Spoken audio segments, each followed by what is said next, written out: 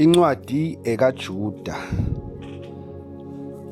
UJuda inceku kaJesu Kristu, umfowabo kaJakobe, kubo ababiziweyo abathandwa kuNkulunkulu Yise nabagcinelwe uJesu Kristu.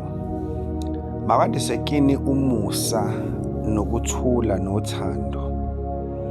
Bathandekayo, njengokuba ngenza inkuthalo yonke ukunilobela ngensindiso esihlanganyele sonke, ngacindezeleka ukunilobela ukuba nginivuselele ukulwela inkolo abayinikelwa abangcwele kwabakanye, ngokuba sebengenile ngokunyenya abantu abathile kwalotshwa ngabo phambili endulo, ukuthi bawukwehlelwa yilokhu kulahlwa, abangamesaba uNkulunkulu, bephendekezela umusa kaNkulunkulu wethu ube ngamanyala, bephika umbuso yedwa neNkosi yethu uJesu Kristu.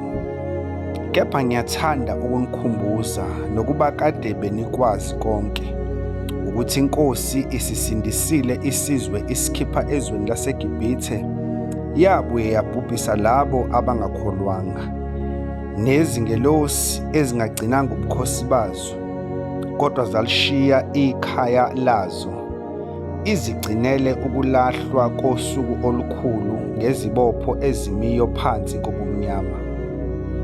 Njengokuba neSodoma neGomora nemizi yangakhona yenza ubufebe ngendlela efanayo neyayo, yalandela inyama yimbe, imisiwe ibe yisiboniso, izwa isijeziso somlilo omiyo njalo.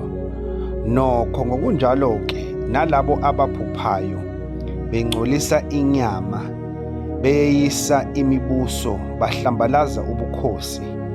Kepha uMikhayeli ingelosi enkulu, lapho iphikisana noSathane, ikhulumisana naye ngesidumbu sikaMose, akabanga nasibindi sokuletha ukwahlulela ngokuhlambalaza, kodwa wathi, iNkosi mayikujezise.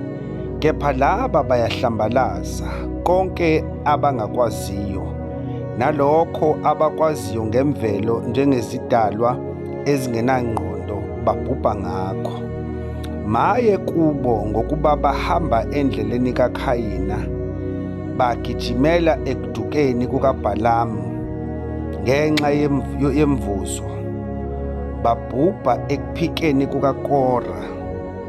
Yilaba abayizisihla emadilini enu othando, bedla nani bengasabi, beziklabisa, bengamafu angenamanzi, axutshwa yimimoya, beyimithi yasebusika engenazithelo, efe kabili, isishuliwe.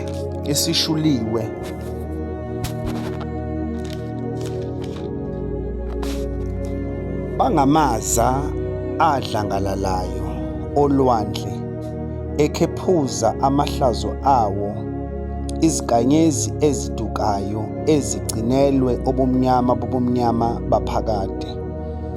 U-Enoki ongowesikhombisa kusukela ku-Adamu waprofetha ngabo wathi, bheka, iNkosi iyakufika nabangcwele bayo abayizigidigidi, ukuze yahlulele bonke, ijezise bonke abangamesabi uNkulunkulu ngenxa yemisebenzi yonke yabo yokungahloniphi uNkulunkulu, abadelela ngayo, nangawo onke amazwi alukhuni izoni ezingamesabi uNkulunkulu eziwakhulumile ngaye. Ilabo abakhononayo nabasolayo behamba ngezikanuko zabo, umlomo wabo ukhuluma uwangala, betusa ubuso ngenxa yenzuzo. Kepha nina bathandekayo, khumbulani amazwi akhulunywe phambili ngabapostoli beNkosi yethu Jesu Kristu, abasho ukuthi ngesikhathi sokugcina kuyaba khona abahleka usulu, behamba ngezikanuko zabo zokungamesaba uNkulunkulu. Yilabo abaveza ukwahlukana, bengabenyama, bengenamoya. Kepha nina abathandekayo, yakhelanani ekukholweni kwenu, okungcwele kakhulu nikhuleke ngomoya ongcwele. Nizigcine othandweni lukaKristu, nibheke umusa weNkosi yethu uJesu Kristu kube ngokuphila okuphakade. Abanye abangabazayo nibahawukele, nibasindise ngokubahlwitha emlilweni, kepha abanye nibahawukele ngokwesaba, nizonde nengubo enindwe inyama.